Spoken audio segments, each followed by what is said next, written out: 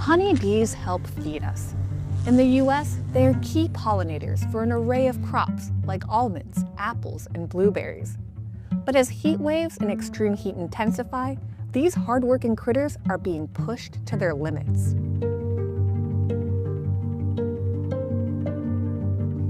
Honeybees cool their hive through something called evaporative cooling. They're the inventors of air conditioning. They gather water and bring it back to the colony. They drop little water droplets throughout the hive and fan their wings at a rapid pace to spread the cool air. This cooling tactic comes at a cost. Every hour spent fanning is an hour not spent pollinating. The problem is when it's really hot outside and they're having to expend all of this energy to cool the colony down, they are consuming their own resources, their own honey, and they're not out collecting more honey or doing the services that we need, like pollination. Honeybees aren't alone. Other pollinators, like butterflies and moths, are struggling too.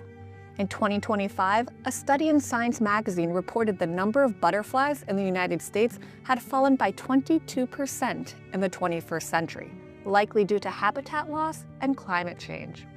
We need bees, butterflies, and other animal pollinators to put around 30% of the food on our tables. Our diets would be very bland. You see all of those fruits and vegetables and all of that color, that's there because of the hard work of honeybees and other native bees as well. The heat itself is one problem for a honeybee hive, but it invites another in the form of parasites.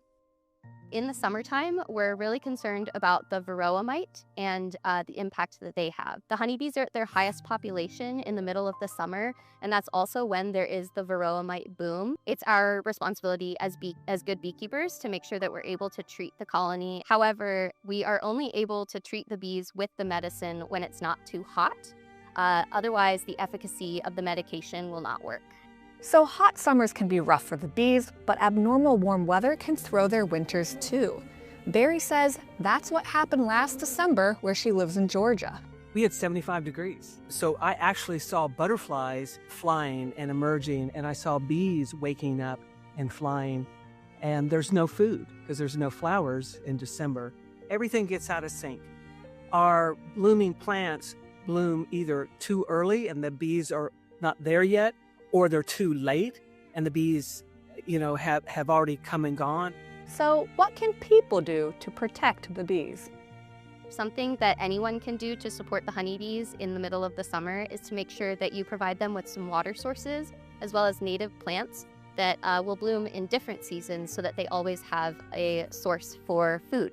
We need to take care of our environment and do whatever necessary to try to reduce how rapid climate change is occurring so that we can hopefully protect ourselves and protect our pollinators.